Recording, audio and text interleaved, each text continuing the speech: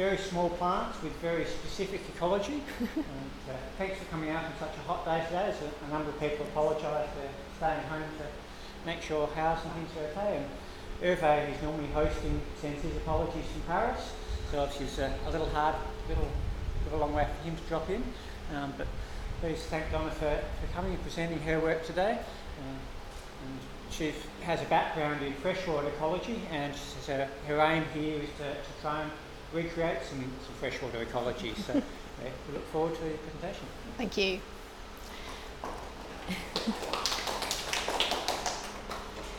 I'd like to start off with acknowledging the Indigenous people of this nation, traditional guardians of the waterways where our friends the algae live, and to pay my respects to the elders past, present and emerging.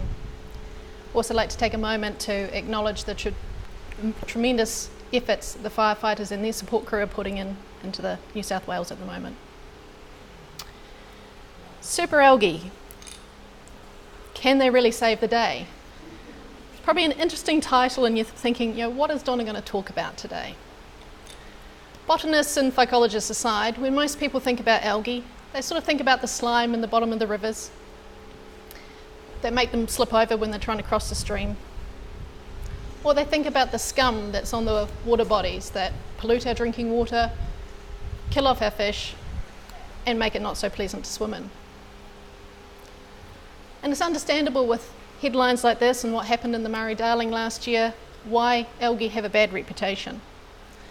And for many people, algae are considered to be evil.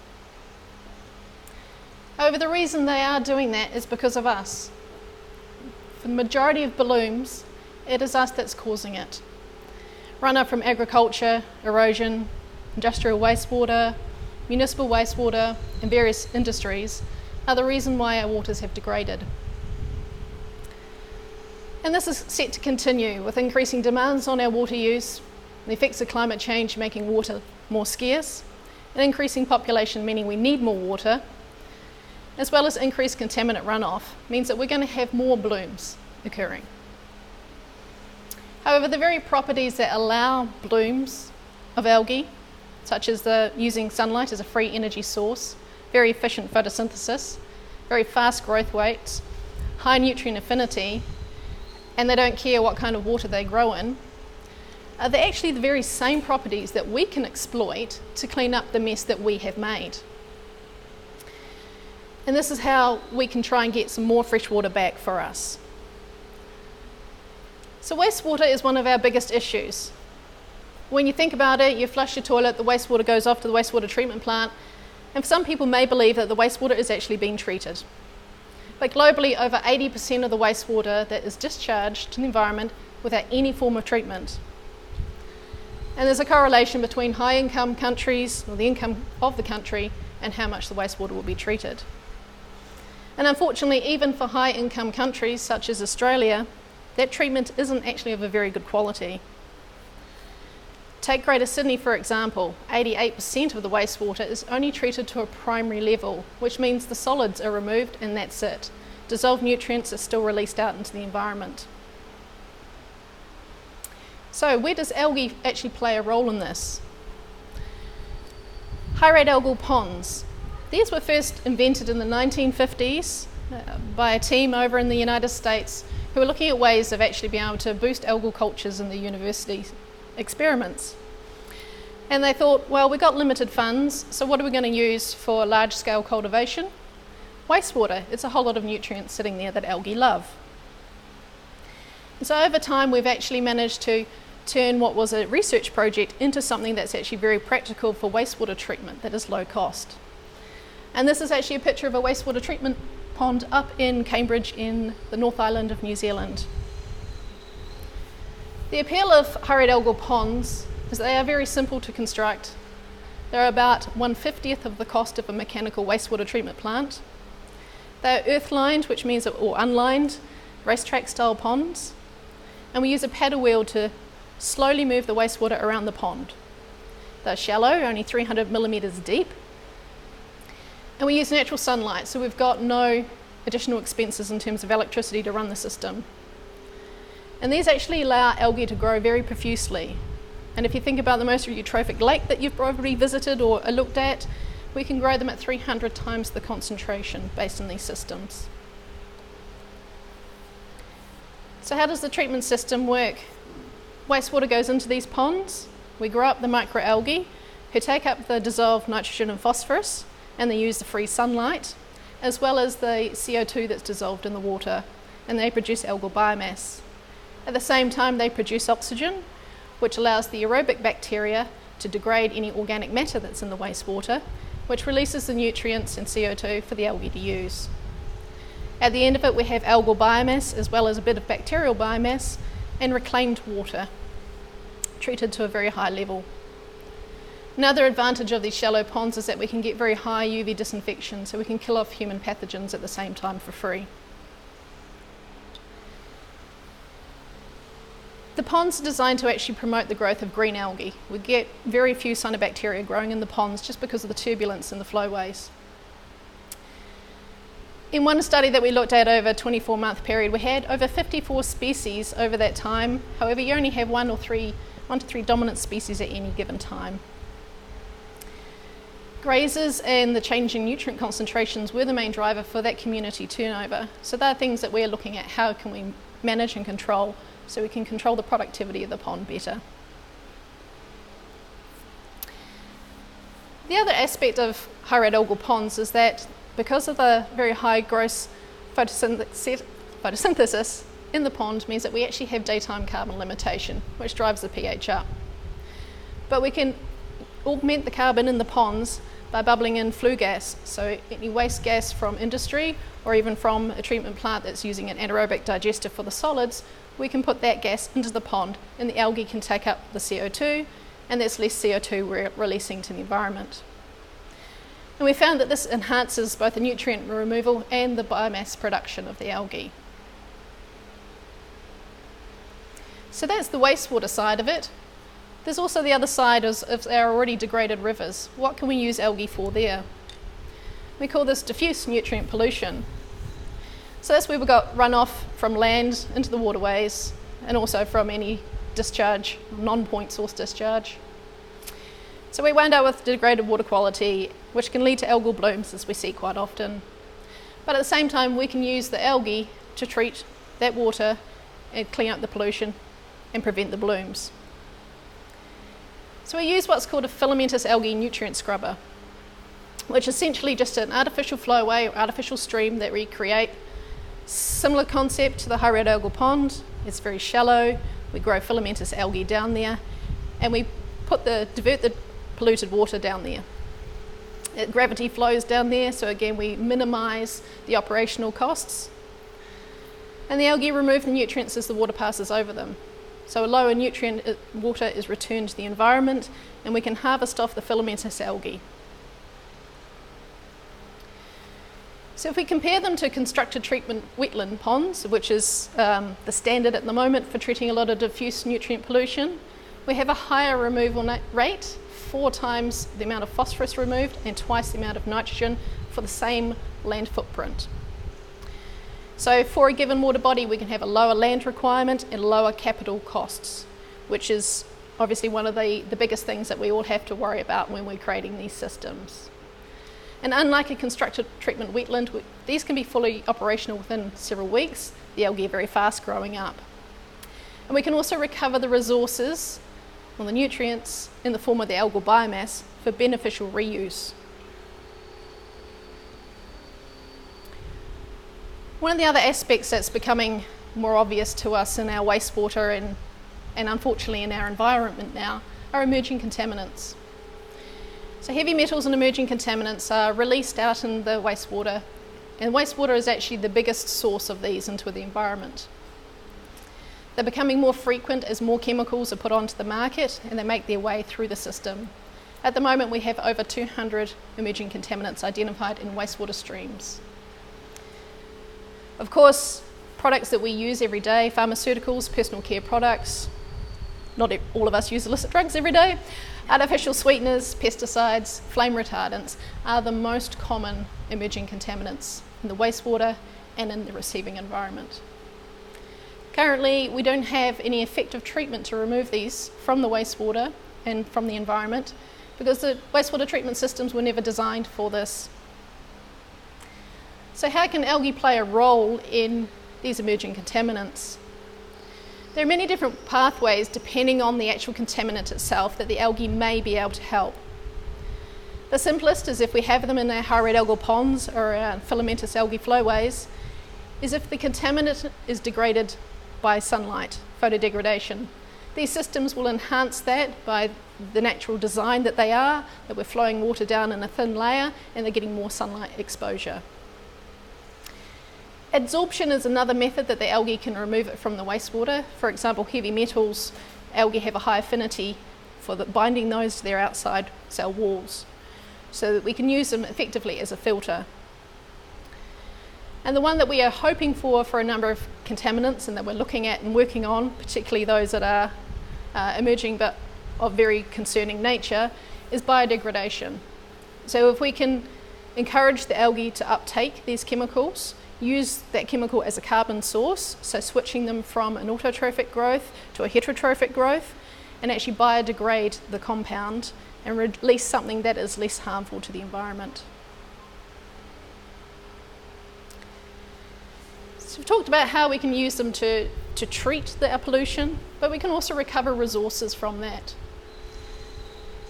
So the wastewater that we can recover, we have a cleaner water that's coming out. So we can use that for farm irrigation, depending on the land use and depending on the wastewater type. There are some wastewater streams that we can't put on to certain crops. We can also irrigate sports fields, reused for flushing toilets, cooling mechanical plants. We can also use that to augment environmental flows in rivers, which is something we desperately need. And for the fans, that treated water that we're using is returned to the environment for improved environmental outcomes.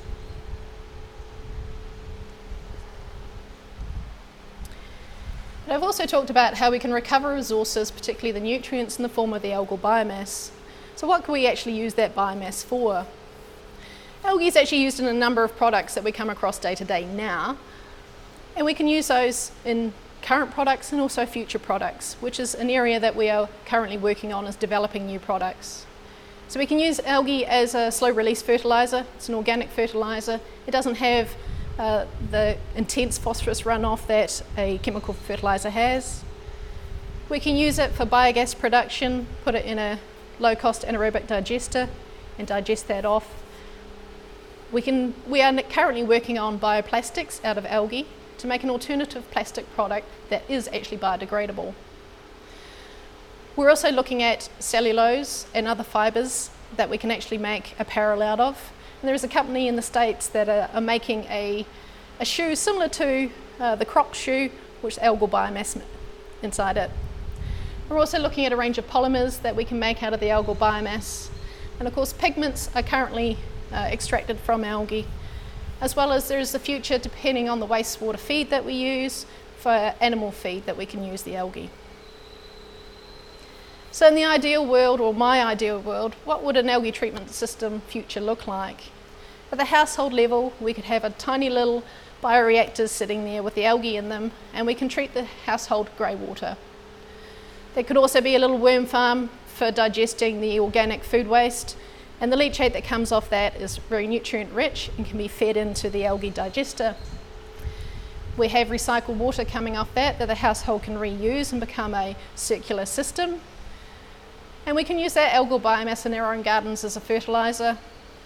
Or as the algal industry takes off, we can have little trucks coming around and collecting it from your house, hopefully to pay you as well.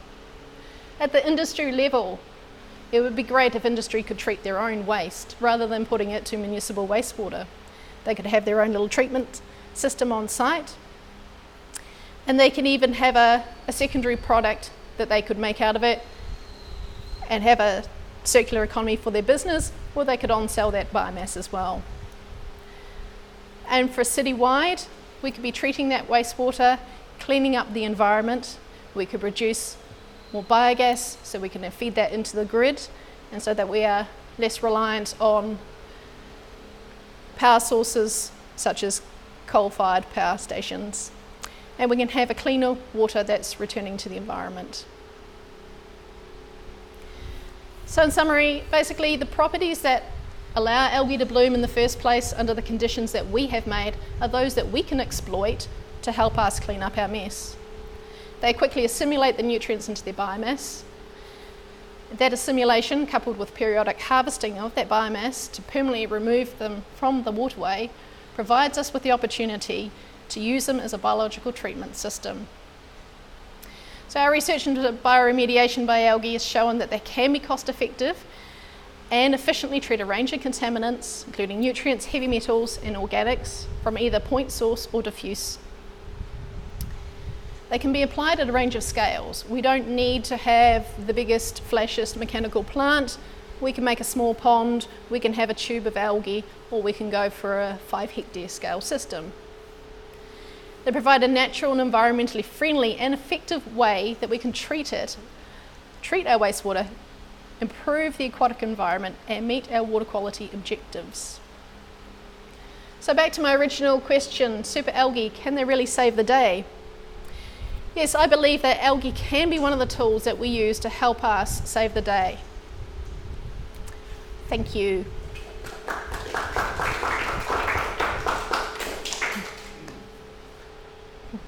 Questions for Donna? No, very nice, thank you. I just wonder how much of a take-up there is of these ideas internationally. There is a lot of people researching, working in the area. Uptake is a little bit slower because when you're working with the wastewater industry, they are very mechanical, they're engineers, they have a mechanical mind frame. It is one of those hard things to get over. We had a full-scale system in Christchurch where we operated that. It was 5 hectares of our algal treatment system. We were coupling that with biofuel production from it. Unfortunately, it didn't survive our earthquake series. We rebuilt the system up in Cambridge in a town called Waipa for their treatment plant because they were looking at a $50 million upgrade to meet their discharge requirements. We built the system for them. We built 2 ponds plus a series of enhancement ponds. It was just over $1 million. So that's in operational at the plant now. For smaller towns, as more requirements come onto their wastewater discharge and meeting stricter water quality requirements, then these provide that opportunity for them when they can't afford to go down the mechanical system. Yeah, I just follow up. I remember as an undergraduate, a very long time ago, being given algal food. It was disgusting. Yes. That was a long time ago, and I just wonder how much further forward we've got in that time. So algal food is for humans is minimal. So we do have yanori is very common. For microalgae, food-wise, there's not a lot. There are algae protein powders available now, but that is a very select market. There's also the chlorella and spirulina tablets that are actually a very big market. So a lot of people are happy to swallow them in pill form at the moment. Where the food-wise for algae moving forward would be animal feed augmentation. So you can use it for feeding your fish farms. It's an alternative food for them and for feeding livestock as well. There's a lot of interest in using algae. A couple of strains of algae have been shown to reduce methane production in cattle. So that's an area of looking at augmenting food for cattle and reducing methane production at the same time. If you provide the right environment, do you get enough algae sort of coming in from natural sources, or do you provide cultures and you find some algae are better than others? At a small scale, some algae are better than others. At the full scale, we find the best algae is the one that's there for the given conditions at that particular time. So we find that we allow them to naturally colonise in the full scale systems, and the one that's going to be the most competitive is what's best for the sunlight, the temperature, grazers. So different grazers will come through, so larger ones will be more protected than the smaller ones. And so we find that full scale, we just let the natural cycle occur. Now this is a facetious question, but when's Pediastrum, the movie, coming out for Yes, I had to do that, so I would love it to be able to get another market of people interested in algae. On a more serious note, with the thing, it took a long time for people to be educated to allow developments to have rain gardens and things like that. Absolutely. Is it equally slow to get people to build the algal systems into developments? Absolutely. So one of the challenges that we've had and that we are trying to break down is that scientists have been poor at communicating to the general public and communicating at a level that the general public can understand and being able to be trusted as well. So that's been some of the challenges of trying to deliver the message through, and that rests on us as scientists. Also, the public perception is changing. So the changing tide with the climate change, people are realising we do have a problem. The plastic pollution is also a great example of that, is people are willing to change their practices. Previously, people are comfortable sticking with what they know, what they're used to, but now we're getting people to change and realise they have to change to save the planet. So they are going, okay, well, we will change our practices, and maybe some of that is taking up algae technology. I still want to see Peggy Ashton in the movie. So do I. A couple of years ago, down by the Opera House, there was big cylinders, which I think we were told had algae in them, and I think you were meant to see bubbles rise, etc. Were you involved at all with that, or did you know what was going on? Yes. So that was part of, so the group I'm with, the Climate Change Cluster at UTS, that was part of our Vivid display. We had a presentation one night there. We talked about the future of algae. I was on the panel there to talk about wastewater, but that was part of the interactive display, is to try and get people engaged in a positive manner with algae.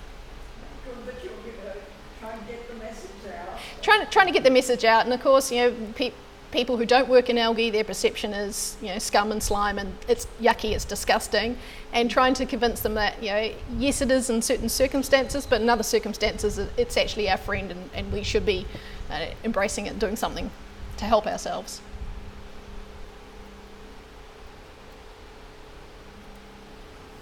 Further questions? Join in thanking Donna again. Very enjoyable presentation. I think help us all think a bit more broadly about the benefits of algae. Thank you.